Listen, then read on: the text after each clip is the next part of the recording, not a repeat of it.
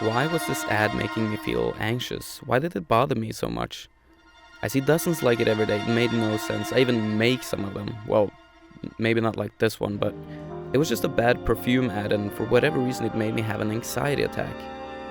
In retrospect, I know that the ad was just a catalyst. It could have been anything. The thing was, my flight had been cancelled, and I finally had time to self-reflect, and I realized my life is utterly meaningless.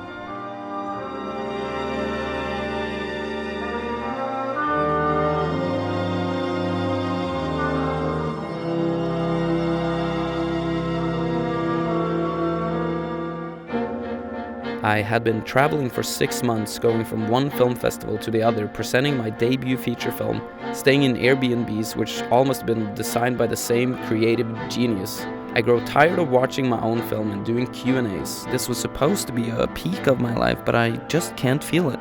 Instead of trying to figure out why, I keep myself busy with more work, more traveling, shooting commercials, building a bubble of arbitrary problem solving and short-term reward, avoiding reality completely.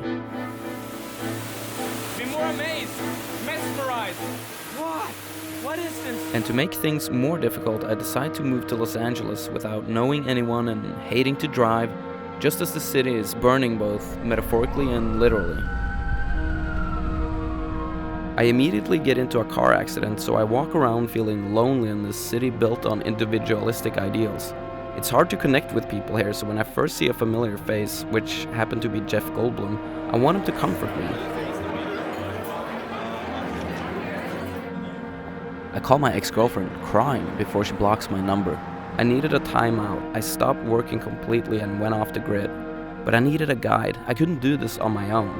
For weeks, all I did was walking around listening to the Sam Harris podcast. Welcome to the Waking Up Podcast.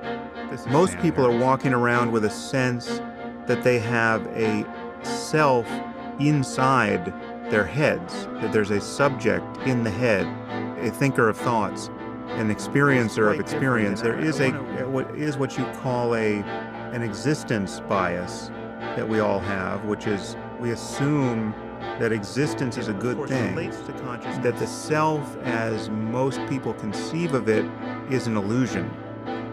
I needed to grasp onto some sort of belief system, even a fake one, and started navigating the rather eccentric and even dangerous spiritual options of Los Angeles.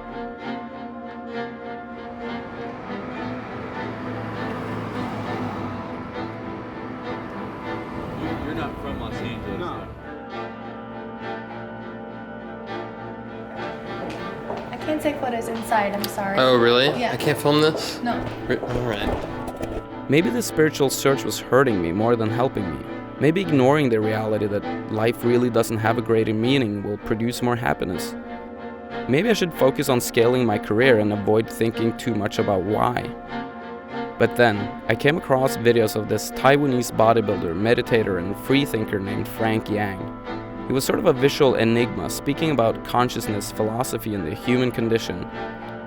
I watched around 100 of his videos, and I immediately had the sense that this guy knows something. He can save me. So I reached out to him, begged him to come to Los Angeles, and paid him an ungodly amount of my commercial earnings to stay at my house for 3 weeks. So there he was, only days later, appearing in front of me like an otherworldly creature. The very first thing he tells me is, "Don't worry, I'm here now." We sit down to talk, and I wanted to document the experience as it was happening. Frank didn't mind the cameras, but because of my unfocused and troubled mind, I couldn't even get the shots working. I was in desperate need of a mind fix. Wait, you gotta do it again, dude. You're looking at your phone. Oh, we don't need that. Okay. So I'm going to teach you how to extract your Kundalini energy. Okay. And This is like locked in my spine? it's locked in your spine, yeah. But you have to release it one by one.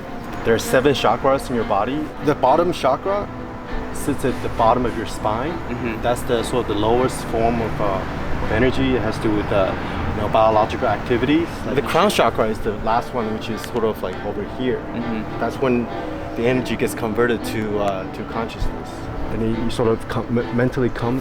So Yeah. it's like an orgasm. Okay. It literally feels like an orgasm. Yeah. And then you release the energy. Up. Release it!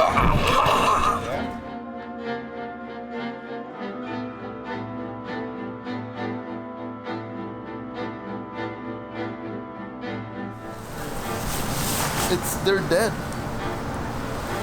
I can't move them. You can move your arms, yeah? Can you move your arms? Yeah. Can you move your mind? Just get comfortable with this situation.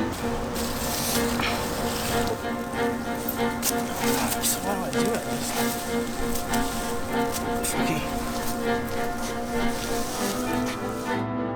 The process was so intense I lost control of my legs for days. Frank said it was all part of destroying the ego and that I shouldn't resist it. He wanted me to really humiliate myself to overcome useless old instincts. This was only the beginning and I trusted him blindly.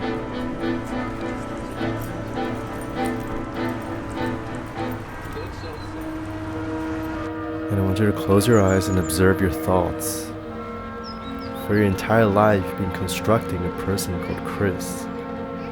But if you inquire deeply and more closely at the nature of thought, you come to the realization that the self is an illusion and that there is no thinker creating thoughts. The thought of Chris, the thought of the ego, the thought of the artist, the writer, a dog, a happy memory, or a terrible one, or a sunset. These are all just thoughts, arising spontaneously through an emptiness and returning to the same source without anybody's control. Once you understand this truth, there will be a shift in your consciousness where you feel like you're going insane or dying.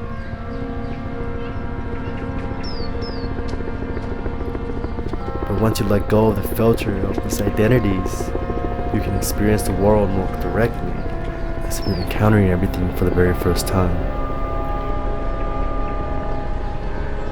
Hey Chris, have you seen any art?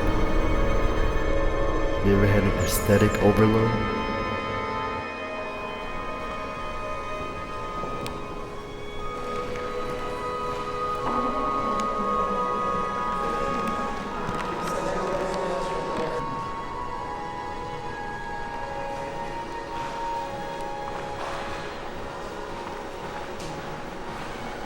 Those are high conscious people, you know? Yeah. And only when you get to a certain level of consciousness can you actually have the visceral reaction. Yeah, I've never felt art so touched my feelings before. Yeah, see, like most people when they go to the art museum, they're kind of like zombies. Yeah. And they're not receiving their full effect. Yeah, this is extremely sensory.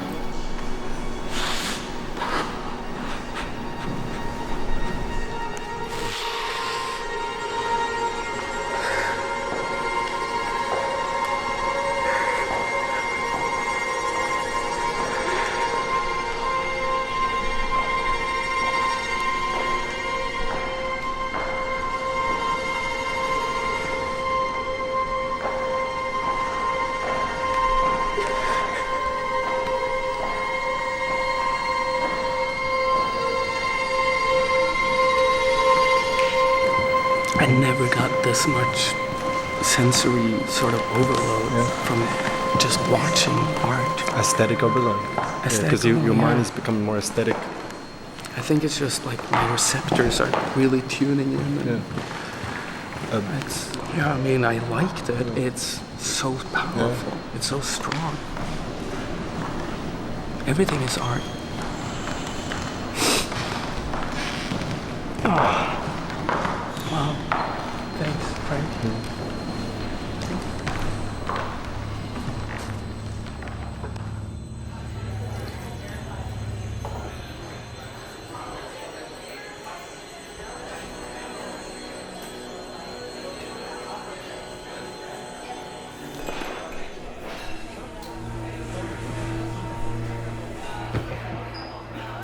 All my senses had been turned up to 11, and even the slightest of sensations had massive effects on me, even days later. Obviously, we had to readjust, so Frank found us an expensive restaurant in Malibu and made me buy 5 courses. He wanted to shock my system, but guide me through it. If you meditate, food can be a life-changing experience. If you like marble and flavor, don't get a fillet, you get a ribeye. More marble equals more flavor, which is going to be a I was eating like just eating rice, just eating like oatmeal with no milk. I was like, sorry,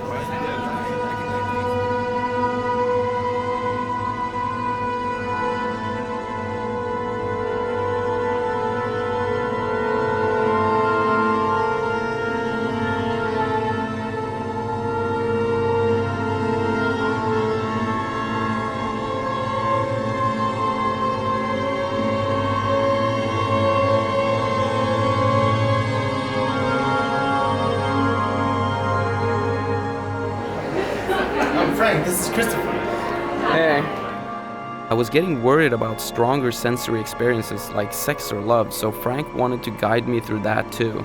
Not only is he an expert on consciousness and meditation, but he's also a pickup artist. But for whatever reason, it wasn't really working that night, and we decided to get back to meditation.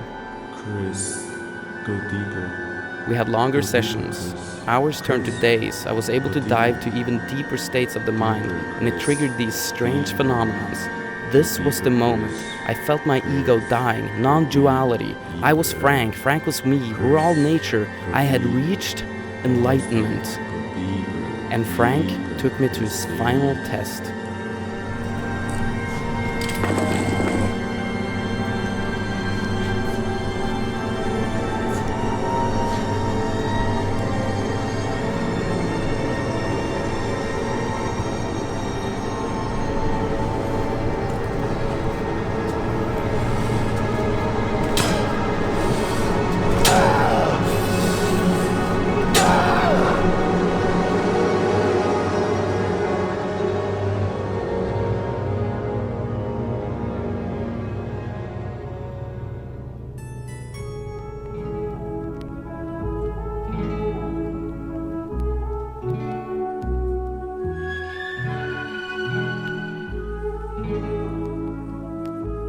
I didn't see Frank after that. When I opened my eyes, he was mysteriously gone, like out of thin air. Now, I think freely, I move freely, I have full control of my consciousness, senses, ideas, and creativity. I don't try to arrange anything according to my subjectivity or identity. I let every idea flow through me, and thus, whatever I create in the future will be an ideal form, an unbiased creation of pure aesthetics. I am so free that I can leave my own body at any time. I don't have to feel desire, anger, or pain unless I really want to.